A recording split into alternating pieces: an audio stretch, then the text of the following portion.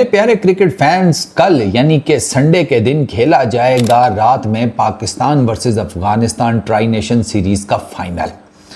अब इस फाइनल में क्या होगा एग्जैक्टली तो मैं नहीं बता सकता, अंतर्यामी तो मैं हूं नहीं। एक अंदाजा आपके सामने पेश करता हूं प्रीव्यू की सूरत में कि सबसे पहली चीज तो पिच 22 यार्ड वो जो है उसके ऊपर सबसे इंपॉर्टेंट फैक्टर है कि वो कैसी दिख रही है, मतलब वो कैसा प्ले करेगी। और पिछले जो 6 मैचेस हैं उनको देखने के बाद पाकिस्तान और यूएई वाला वो जो पहला मैच था उसको अगर हम साइड पे कर दें तो आपको पता चलता है कि 6 में से 5 मैचेस ऐसे हैं कि जहां पर वो पिच जो है ना उसने फर्स्ट बैटिंग को ही फेवर किया है। इस ट्राई नेशन सीरीज में एक इंस्टेंस नहीं है, एक मैच नहीं है जिसमें टीम ने चेस किया हो। तो क्लियर कट बात हो गई कि जो टॉस जीतेगी टीम, पाकिस्तान या अफगानिस्तान, आंखें बंद करके पहले बैटिंग करेगी। क्योंकि ये पिच कई दफ़ा जाकर रिपोर्ट्स चेक कर लें, ऑलमोस्ट 6 में से ना आई फील के 3 से 4 मरतबा कहा गया कि ये पिच बैटिंग के लिए बड़ी साजगार है, बैटिंग के लिए बहुत साजगार है। वो नहीं है सच साजगार निकली। उसमें सेकंड इनिंग्स में स्पिनर्स ने आकर पकड़ा एक दूसरे को, सारी ही टीम्स के ऑलमोस्ट आप चेक कर लें, तीनों टीम्स के जो प्रॉपर स्पिनर्स हैं उन्होंने कैसी खलबली मचाई है इस विकेट के ऊपर। तो सबसे पहली चीज़, जो टीम यहाँ पर टॉस जीतेगी वो करेगी पहले बैटिंग। अफगानिस्तान से स्टार्ट करते हैं। मुझे लगता है कि अफगानिस्तान ये टीम खिलाएगी गुरबाज, ज़ादरान, अटल, दरवेश, अजमतुल्ला, करीम, नबी, राशिद, मुजीब, नूर, फारूकी। ये वो टीम है जिसने पाकिस्तान को सेकंड मैच में हराया था और विनिंग कम्बिनेशन के साथ ही जाएंगे ये। Afghanistan will go with the winning combination. इस टीम में अफगानिस्तान के पास 4 फ्रंट लाइन स्पिनर्स हैं।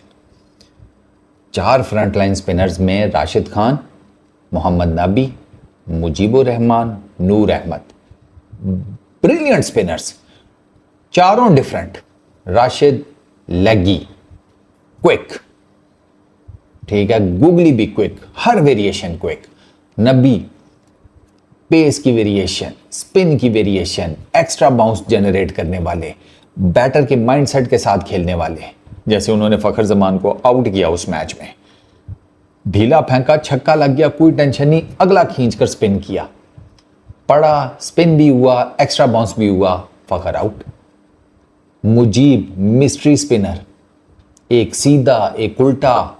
हालांकि मुजीब थोड़ा सा in terms of economy on the higher side है compare to the rest of the clan, and still इतनी भी हाई नहीं है इकोनॉमी में, आगे चलकर आपको बताता हूं। देन नूर ने जो डैमेज किया वो भी आपके सामने है। नूर बेशक ज्यादा विकेटें ना लेकर गया हो, 2-3 विकेटें ही हैं उसकी, 2 मैचेस ही वो खेला है, but the way he bowled, उसने रन ही कोई नहीं दिए, इकोनॉमी ही कुछ नहीं है उसकी। तो 4 फ्रंट लाइन पेसर्स, ठीक है, देर बैटिंग उस पर बाद में बात करते हैं, पहले जरा इनके ना स्पिनर्स पे ही कर लेते हैं। ये दुनिया की वो टीम है जिसकी मिडिल ओवर्स में सबसे कम इकोनॉमी है, 6.5 के आसपास की।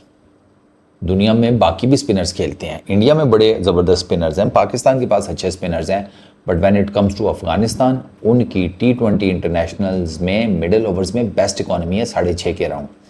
शारजा में भी इक्वेशन इसी के बराबर है, ठीक है। तो इनका डेंट डालना वो बिल्कुल समझ में आता है। और इन्होंने इस मिडल ओवर्स में इन terms of runs and wickets Afghanistan ने सबसे ज़्यादा डैमेज किया अपने ओपोनेंट्स को। पाकिस्तान ने भी नहीं किया, यूएई ने भी नहीं किया। हालांकि स्पिनर्स उनके पास भी बुरे नहीं हैं, Haider is not a bad spinner at all, ठीक है, बट इतना डैमेज वो भी नहीं कर सका। अबरार वो एक ही मैच खेला, बड़ा अनफॉर्चुनेट है। सुफियान नहीं कर सका, साइम नहीं कर सका, सलमान नहीं कर सका फॉर दैट मैटर, क्योंकि हमारे पास स्पिनर तो फिर इन्हीं का नाम आएगा जिस पे आपकी हंसी निकलेगी, विच is very much understandable, but ये आपके स्पिनर्स हैं, क्या किया जा सकता है। अच्छा, तो इन्होंने ये डैमेज किया। अब इन्होंने जो डैमेज किया ना अफगानिस्तान ने, वो मैं आपको इन टर्म्स ऑफ नंबर्स बताता हूँ। पाकिस्तान के अगेंस्ट जो ये पहला मैच हारे थे उसमें दे गॉट इन्होंने मिडल ओवर्स में 83 रन्स दिए, उन्होंने पाकिस्तान की 4 विकेट्स निकाली। ठीक है, अब विकेट्स तो उन्होंने निकाल ली, लेकिन Pakistan was able to get some runs. ये पाकिस्तान को एक वो फ़ायदा हुआ।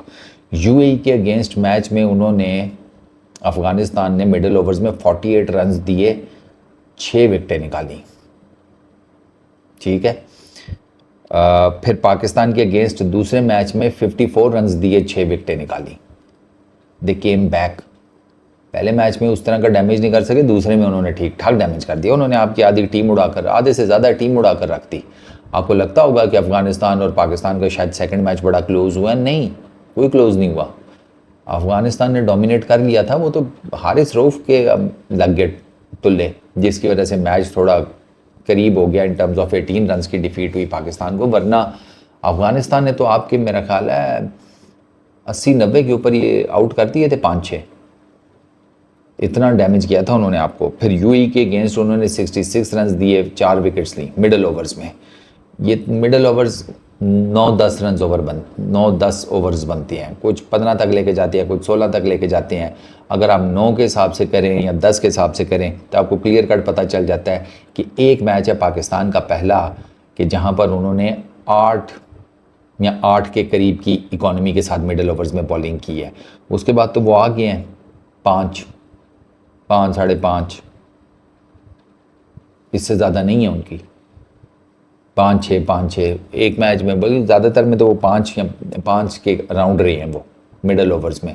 तो they are a very dangerous side, मतलब in terms of their spin. अब इनकी इकॉनमीज इस टूर्नामेंट में, राशिद की 6.4 की है इस टूर्नामेंट में, नबी की 5.2 की है, अशरफ उनका लेफ्ट आर्म स्पिनर उसकी 5.5 की है। अगर इसको भी खिला लें मुजीब की जगह तो आई वोंट बी सरप्राइज्ड। ठीक है ना, इस लड़के ने बड़ी ज़बरदस्त बॉलिंग की है अशरफ ने।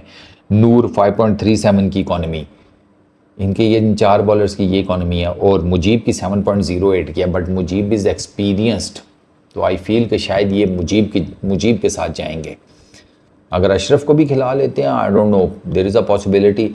गज़नफ़र को शायद ना खिलाएं, मुझे नहीं लगता कि ये गज़नफ़र को खिलाएंगे। गज़नफ़र का डेब्यू हुआ था पाकिस्तान के अगेंस्ट, उस मैच में गज़नफ़र कुछ खास कर नहीं सके थे, तो उसके बाद मैंने गज़नफ़र को देखा भी नहीं है सच।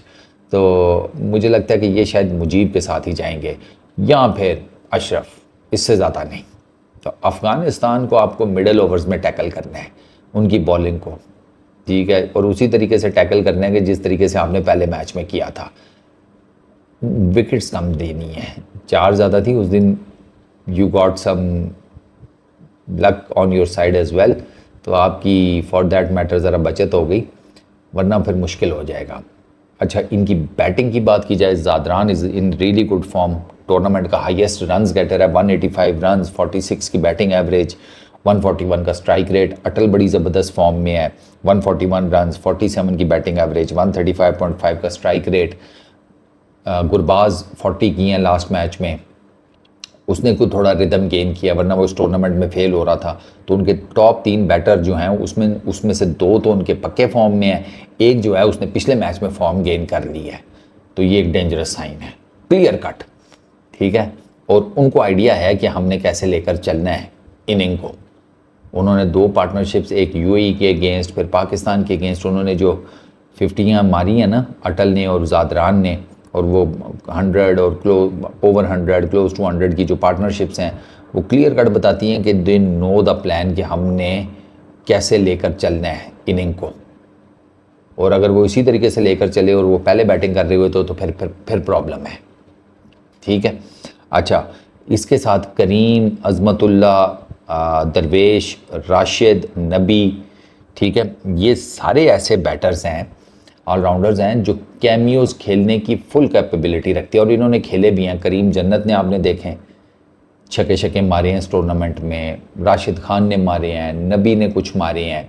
अज़मतुल्ला उस तरीके से अभी फॉर्म में नहीं है, बट आप अज़मतुल्ला जैसे ऑलराउंडर को बाहर नहीं बिठा सकते।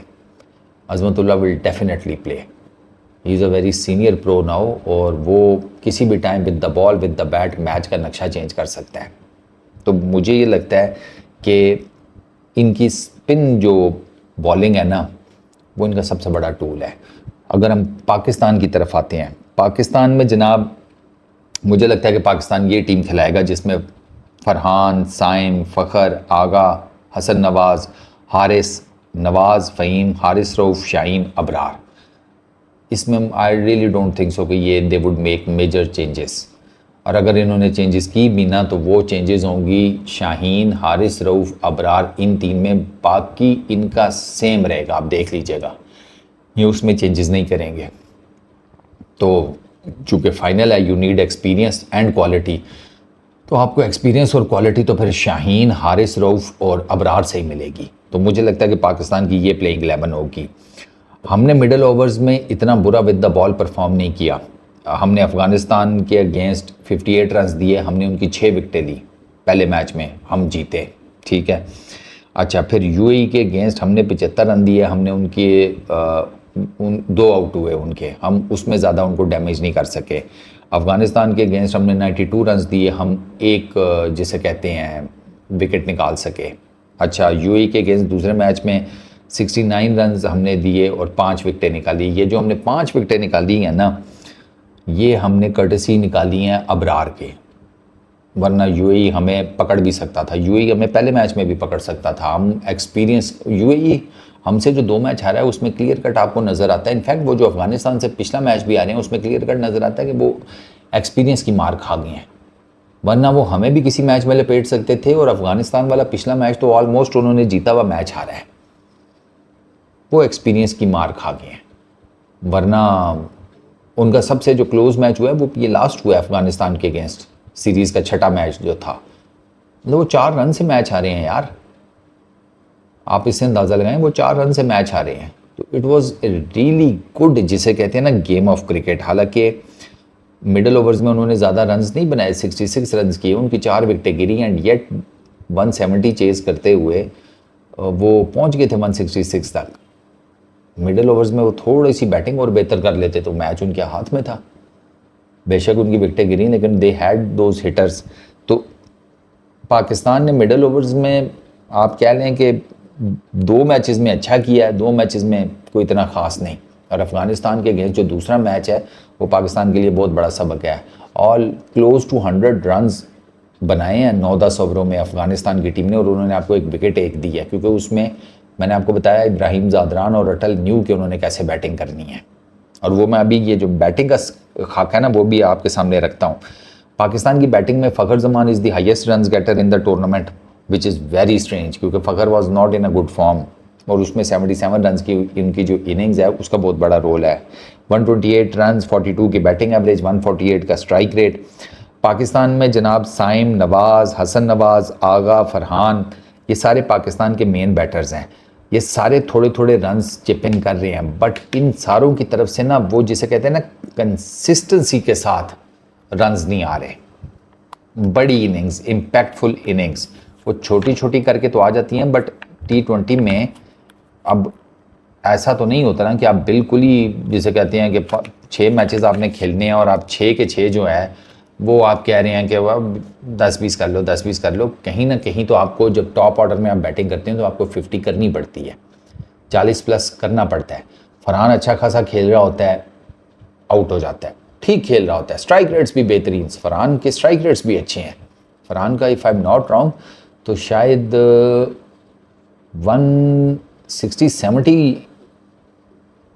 प्लस कुछ इस तरह का स्ट्राइक रेट है इस टूर्नामेंट में। वो खेल ठीक रहा होता है, बट द प्रॉब्लम इज़ कि वो all of a sudden out हो जाता है। कभी वो निप बैकर के ऊपर आउट हो जाएगा, बोल्ड हो जाएगा, जैसे जुनेद ने किया, जैसे फारूकी ने किया। कभी वो ध्रुव को एक हाश शॉट मारेगा जिसका कोई तुक नहीं बनता, लेग साइड पे कैच आउट हो जाएगा। तो फरहान को ना इस मैच में ये देखना पड़ेगा। साइम अयूब बहुत कैजुअल तरीके से आउट हो रहा है, बहुत कैजुअल तरीके से। उसको भी थोड़ा सा अपना जो कंसंट्रेशन लेवल है उसे बढ़ाना पड़ेगा, लेंथ्स को बेटर चेक करना पड़ेगा उसे। अब 7वां मैच है इस विकेट के ऊपर, you are playing international cricket, गली मोहल्ले की क्रिकेट नहीं है कि एक दिन बारिश हो गई अगले दिन विकेट और तरह का है, गीला है, कीचड़ है, आप उस फिर धूप पड़ी विकेट पक्का हो गया, फिर कुछ और हो गया। नहीं भाई, आपने 7वां मैच आप खेलने लगे हैं एक विकेट के ऊपर, और तो you have to get some runs. एक 50 है और वो 50 जिस विकेट के ऊपर साइम ने की थी वो विकेट आपके सामने ही है, जिसमें हमने टूर्नामेंट का 200 मारा हुआ है। वो वाइड 200 है इस टूर्नामेंट का, वो हम ही ने मारा हुआ है, क्योंकि वो विकेट बहुत ज़बरदस्त थी, बड़ा आइडियल विकेट था फॉर बैटिंग, और उस पर साइम इंजॉय भी किया है। लेकिन जहाँ पर थोड़ी सी ट्रिकी सिचुएशन आ रही है ना, जो ज़्यादातर इन पिचेस में है, तो वहाँ पर साइम जो है वो फॉल्ट मार रहा है, वो गिर रहा है, और कैजुअली गिर रहा है। उसको ना, फरहान और साइम को ना ये देखना है, एक decent power play is enough. कोई आपसे एक्सपेक्ट नहीं कर रहा कि आप इन विकेटों के ऊपर पावर प्ले मारें 60, 70, 80 या 90 रन का, कोई एक्सपेक्ट नहीं कर रहा, और आपको मारना भी नहीं चाहिए और आपको सोचना भी नहीं चाहिए। इन विकेटों के ऊपर तो अफगानिस्तान पावर प्ले में 30-35 रन करके भी निपटा चुका है काम हमारे against. If I am not wrong, Afghanistan का 30-40 स्कोर था पहले पावर प्ले में, सेकंड मैच में, and at the end they were able to make 170 और plus they won that game. तो आपको एक डिसेंट पावर प्ले लगाना है, आपको विकेटें नहीं देनी इस विकेट के ऊपर। इस विकेट के ऊपर सेकंड हाफ में आपके पास जितनी ज़्यादा विकेटें हैं उतना आपके लिए बेहतर है, क्योंकि जब आप हिट आउट करने जाएंगे तो अगर आप आउट हो भी गए तो कोई टेंशन नहीं है, आप पीछे आपके पास बैटिंग लाइनअप पड़ी हुई है। ये आपको जहन में रखना पड़ेगा हमारे टॉप बैटिंग लाइनअप को, स्पेशली हमारे पहले 5 को। अच्छा, एक चीज़, पाकिस्तान को अपना बैटिंग ऑर्डर बहुत ज़्यादा चेंज नहीं करना। चलो पहले ना let's go with plan of action. Decent power play, multiple times मैं कह चुका हूँ इस टूर्नामेंट में, मल्टीपल मैच रिपोर्ट्स में, डिसेंट पावर प्ले 30 रन से 50 रन के बीच में कुछ भी चलेगा, विकेट नहीं देनी। फारूकी आएगा, आपको टेस्ट करेगा शॉर्ट बॉल के ऊपर, निप बैकर्स के ऊपर, आउट स्विंगर्स के ऊपर। साइम आउट स्विंगर्स के ऊपर फंस रहा है, वो ऑफ कटर्स के ऊपर फंस रहा है। रोहित ने उसको ठीक ठाक टेस्ट किया, फजले हक फारूकी ने उसको टेस्ट किया आउट स्विंगर्स के ऊपर, रोहित ने किया, जुनेद उसको एक बिल्कुल ये पकड़ा गेंद यूं कर दिया, यूं अपनी उंगलियां कर दी ऑफ कटर, और साइम उसके ऊपर कॉर्ड बैंड हो गया। तो साइम, अच्छा शॉर्ट बॉल के ऊपर साइम आउट हुआ है, मोस्टली वो आउटसाइड दी ऑफ स्टंप उसको प्रॉब्लम हो रहा है, तो साइम को वो डेफिनेटली देखना पड़ेगा। छोड़ दो बॉल, क्या है, इस विकेट के ऊपर आपने विकेटें बचा कर रखनी है मिडिल ओवर के पहले फेज तक, यानी कि 10 ओवर्स तक। अब वो कैसे बचानी है, आप सिंगल डबल लगे रहे बस, बीच में कोई बहुत ही गंदा बॉल आ जाता है उस पर बाउंड्री शाउंड्री ट्राई करें, हिट आपकी लग भी जाएगी। द मोमेंट आप सेटल हो गए सिंगल डबल करके, तो आपको अगर गंदा बॉल मिलेगा आप उस पर बाउंड्री हिट करने की पोजीशन में आ जाओगे। सिंपल इनफ, बहुत ज़्यादा डॉट बॉल्स खेलने की ज़रूरत नहीं है, क्योंकि वो आप अपने ऊपर बहुत ज़्यादा प्रेशर ले लेंगे। फिर जब आप बहुत ज़्यादा डॉट बॉल्स खेलते हैं तो आप अपने ऊपर प्रेशर ले लेते हैं, फिर आप अजीबोगरीब किस्म की शॉट्स ट्राई करने की कोशिश करते हैं, और इस विकेट के ऊपर अजीबोगरीब शॉट्स नहीं चलने वाले, नहीं चलेंगे। इस विकेट के ऊपर ना बैक टू द बेसिक्स वाला काम होगा, जो ज़ादरान कर रहा है, जो अटल ने किया, back to the basics. Single double fuller length मिली है, स्ट्रेट मार लो, बहुत ज़्यादा wide outside the off stump मिली है, कट मार लो, ठीक है, बहुत पीछे मिली है, पुल मार लो, इस तरह का करके आपको करना पड़ेगा।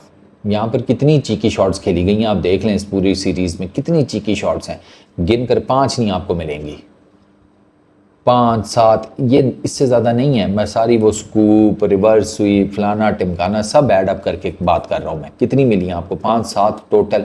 सबको पता है भाई ये ऑर्थोडॉक्स बैटिंग जो है ना, with a combination of hitting, वो यहाँ पर चलेगा। और वो ऑर्थोडॉक्स आप शुरू में कर लें, हिटिंग सेकंड फेज में कर लें, सिंपल, ठीक है। तो आपने पावर प्ले 30 से 50 ओवर का लगाया, उसके बाद उसी मोमेंटम को कंटिन्यू करें 10 ओवर्स तक। 10 ओवर्स में इफ़ आपने अगर 70 रन भी कर दिए हैं, मोर देन इनफ है। उसके बाद विकेटें हाथ में आपके हैं, अगले 10 ओवरों में मारें, मारते मारते मारते आउट होते, दिस दैट करते करते आप 100 प्लस कुछ ना कुछ कर जाएंगे, और इस विकेट के ऊपर 170-80 मोर देन इनफ, उसमें आप बड़ा अच्छा मैच फंसा सकते हैं क्लियरली। उसमें फिर जारी बात है आपकी बॉलिंग जो है मिडल ओवर्स में वो बड़ा मैटर करेगी। आपके पास अब पाकिस्तान के पास अभी प्रॉब्लम क्या है, ये जो भी मैंने टीम बनाई है इसमें प्रॉब्लम यह है कि इसमें शाहीन तो नया बॉल कर लेगा, दूसरा नया बॉल कौन करेगा साथ? हारिस रऊफ तो नहीं कर सकता, वो करता है नए बॉल से उसको मार पड़ जाती है। आप किसकी तरफ जाएंगे? आप जाएंगे जनाब नवाज़ की तरफ, साइम की तरफ, कि आपके नया बॉल निकलवा दें, पावर प्ले के ओवर्स निकलवा दें। तो this is not a good strategy at all. मार पड़ गई फिर क्या करोगे? रिवर्स बैक करने के लिए कुछ है आपके पास? रिवर्स बैक जाने के लिए फिर आपके पास अबरार होगा, हारिस होगा, बस 2 बॉलर हैं, उन दोनों के मिलाकर बहुत अच्छी बॉलिंग भी कर लें, 8 ओवर्स हैं। Still you have to manage 12 overs, और 12 ओवर्स बहुत होते हैं गेम आगे पीछे करने के लिए।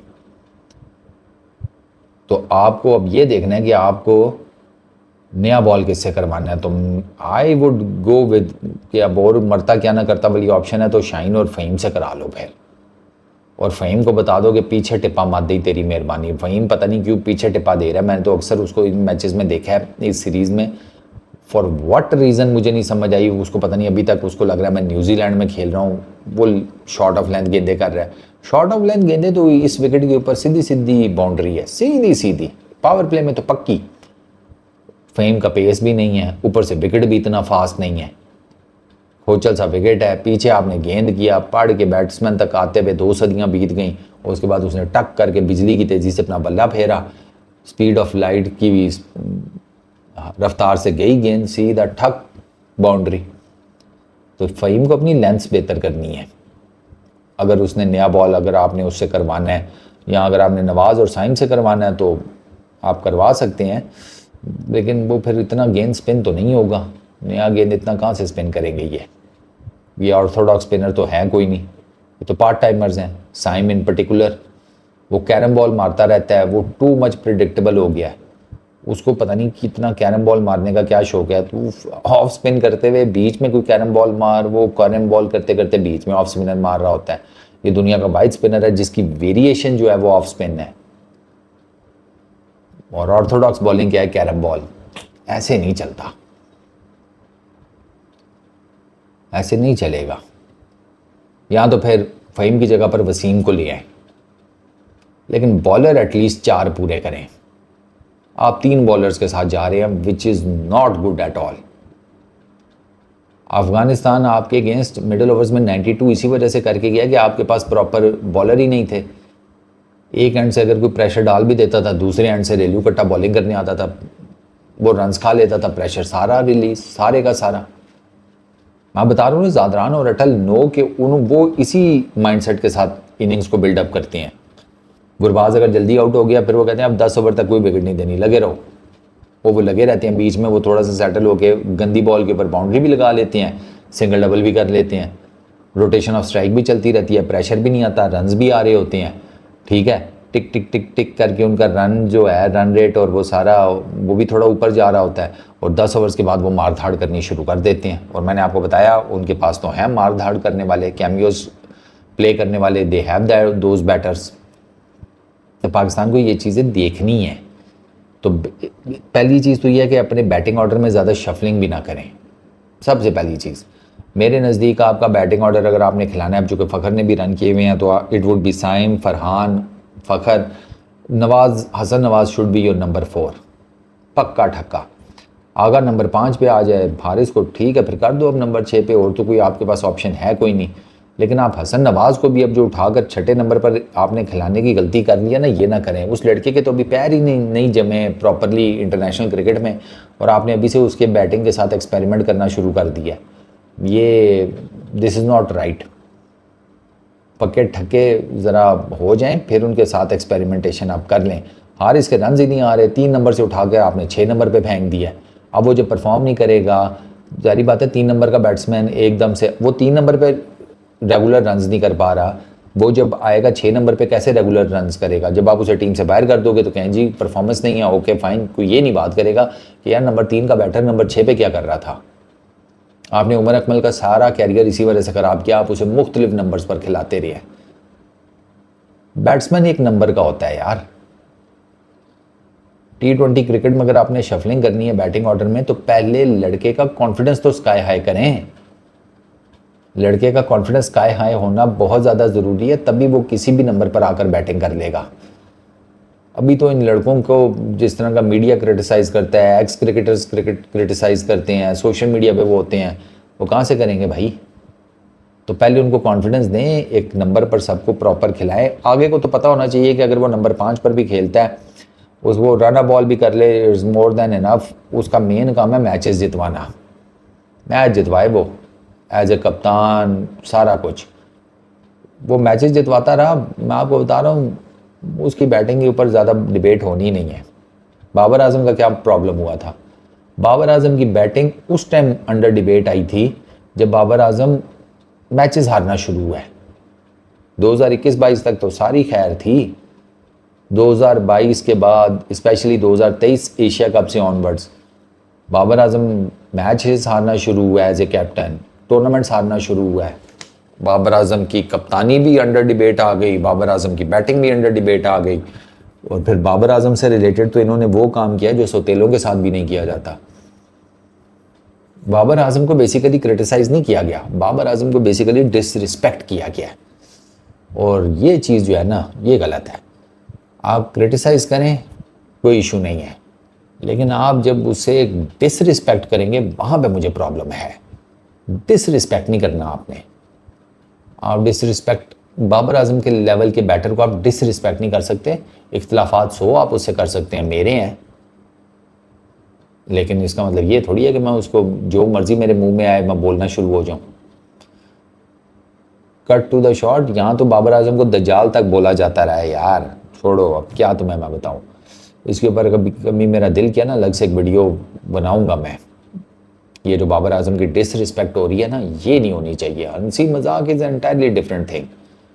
क्रिटिसिज्म टेक्निकल बेस के ऊपर, उसके फ्रंट फुट को लेकर, उसकी फुट मूवमेंट को लेकर, हाथों को लेकर, बैट पोजीशन को लेकर, स्पिनर्स के अगेंस्ट उसके मसाइल, उसका माइंड सेट, इस तरह की सारी टेक्निकल चीज़ों के ऊपर डिबेट हो सकती है। बाबर के ऊपर क्रिटिसाइज भी समझ, आपका क्रिटिसिज्म भी इन सारी चीज़ों के ऊपर टेक्निकल समझ में आता है।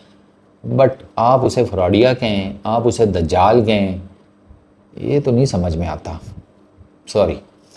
खैर, अच्छा, एक चीज़ तो हमें अपना बैटिंग ऑर्डर ज़्यादा चेंज नहीं करना। दूसरा, इस टीम में टू मैनी ऑलराउंडर्स हैं। लोग एग्जांपल तो देते हैं कि यार और भी बड़ी टीमों में ऑलराउंडर्स हैं एंड ऑल दैट, बिल्कुल है। वहाँ पर क्वालिटी ऑफ क्रिकेट बहुत ज़्यादा ऊपर है। पहली चीज़, उनके ऑलराउंडर्स जो है बहुत पुराने खेल रहे हैं and they are proper genuine match winners. वो आप उनकी परफॉर्मेंसेज देखें तो कहीं ना कहीं वो with the bat, with the ball आपको अपने ओपोनेंट्स को डेंट देते हुए नज़र आती हैं। उनके अंदर कॉन्फिडेंस है।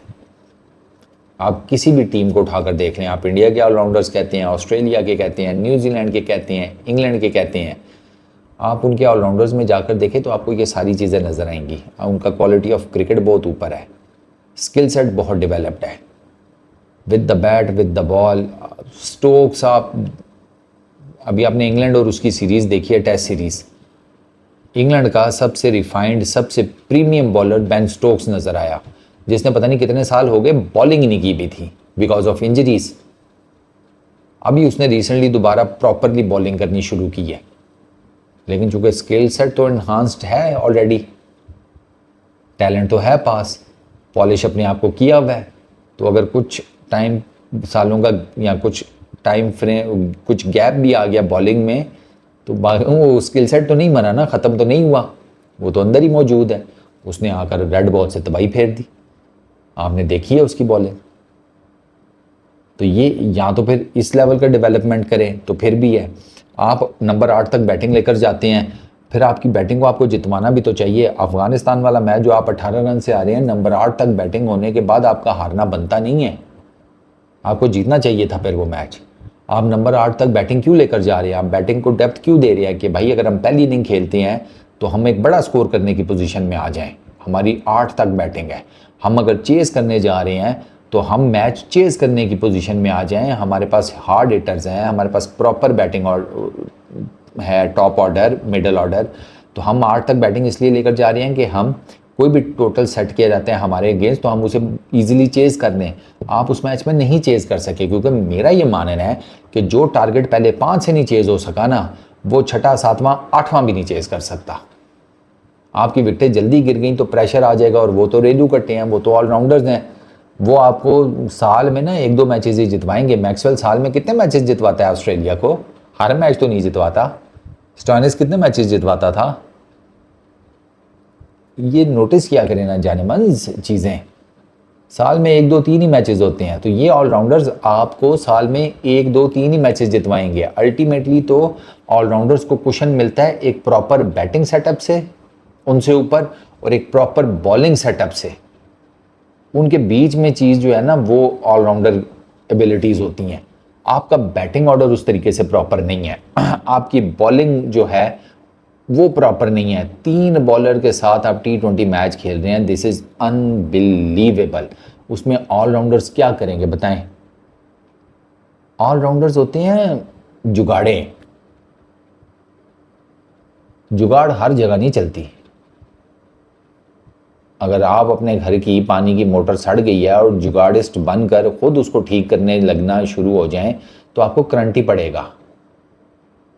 यहाँ पर जुगाड़ नहीं चलेगी, यहाँ पर आपको प्रॉपर इलेक्ट्रिशियन बुलाना पड़ता है, ठीक है ना? क्योंकि ऑड लगता है ना किसी को बताएं पानी की मोटर ठीक कर रहे थे, करंट खा के मर गए। बंदा कहते हैं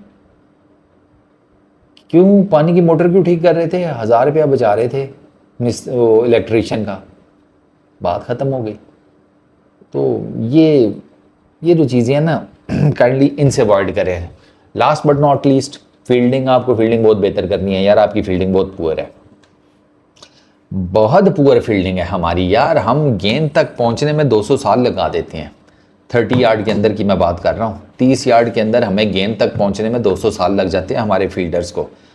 हम इतने सिंगल डबल्स देते हैं, इतने सिंगल डबल देते हैं कि हमारे सिंगल डबल्स का ही अच्छा खासा हमारी बैटिंग लाइनअप के ऊपर प्रेशर आ जाता है। अपनी फिटनेस बेहतर करनी पड़ेगी इस टीम को। आपकी फिटनेस में ना आगा आपका फिट नज़र आता है, और आपकी और कौन है जो आरिस रऊफ भी ठीक है फिटनेस के मामले में, सामने सामने तो ठीक ही लगता है। साइम भी ठीक है, बाकी हाथों में अब हसन नवाज का मैं देख रहा था यार, अच्छा खासा वेल बिल्ट का लड़का है, लेकिन डीप में फील्डिंग में वो नूरा है यार, इसके उसके हाथों में 2 रन ले जाते हैं यार। ये नहीं मुझे बात समझ में आई। हालांकि बैट्समैन इतना ज़बरदस्त है, लेकिन उसको अपनी फील्डिंग इंप्रूव करनी पड़ेगी। अबरार को अपनी फील्डिंग इंप्रूव करनी पड़ेगी। फ़खर ज़मान के फिटनेस और फील्डिंग के मसाइल हैं, ठीक है। फरहान कैचर अच्छा है, लेकिन उस तरह का जिसे कहते हैं रैपिड वो भी नहीं है आउटफील्ड में।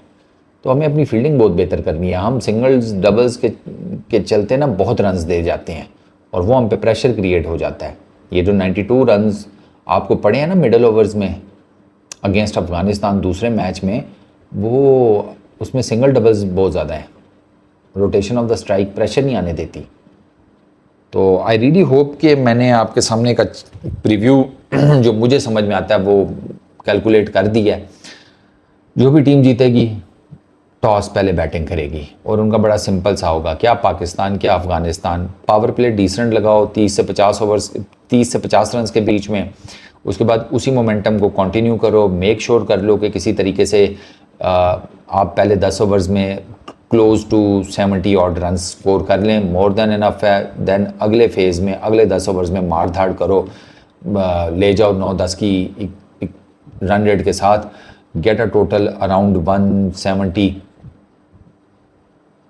फाइटिंग टोटल है। फाइटिंग क्या, ऑलमोस्ट समझें कि मैच विनिंग टोटल है 170 यहाँ पर, क्लियर कट हमने देख लिया है। 170 यहाँ पर चेज़ नहीं होता, टीमें नहीं चेज़ कर सकी 170 यहाँ पर। तो जो भी टीम होगी वो इसी माइंडसेट के साथ जाएगी। तो पाकिस्तान को अगर इस माइंडसेट को डिफीट करना है तो उसका भी बड़ा सिंपल सा कि लेट सपोज 170 कर जाता है अफगानिस्तान पहले बैटिंग करते हुए, तो आपका भी सेम यही सिनेरियो बनेगा। आपने भी वो 170 का प्रेशर लेकर पावर प्ले में रन्स करने की कोशिश नहीं करनी है, समथिंग लाइक दैट। आप भी इसी तरह जाएं, क्योंकि जब आप हिट आउट करने की कोशिश करेंगे इस विकेट के ऊपर तो there is every possible chance कि आप विकेट गंवाएंगे। अगर आपने विकेट गंवाई ना अफगानिस्तान के अगेंस्ट, और खुदा ना खास्ता उस टाइम फ्रेम में जब उनके स्पिनर्स ऑपरेट कर रहे होते हैं, यूं खा जाएंगे वो आपको जैसे उन्होंने दूसरे मैच में आपको खाया है मिडल ओवर्स में।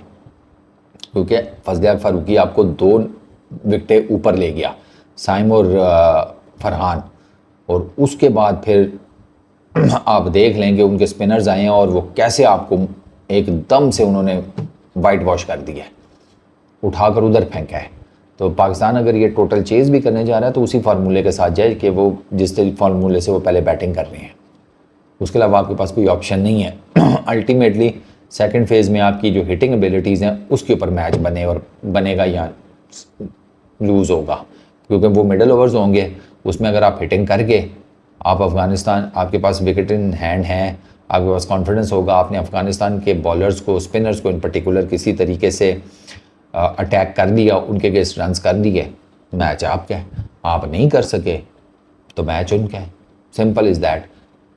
ये मैच डिसाइड होगा मिडल ओवर्स में वंस अगेन। इस वीडियो में इतनी, अपना बहुत ख्याल रखना यार, नेक्स्ट वीडियो में मुलाकात होगी। Peace out.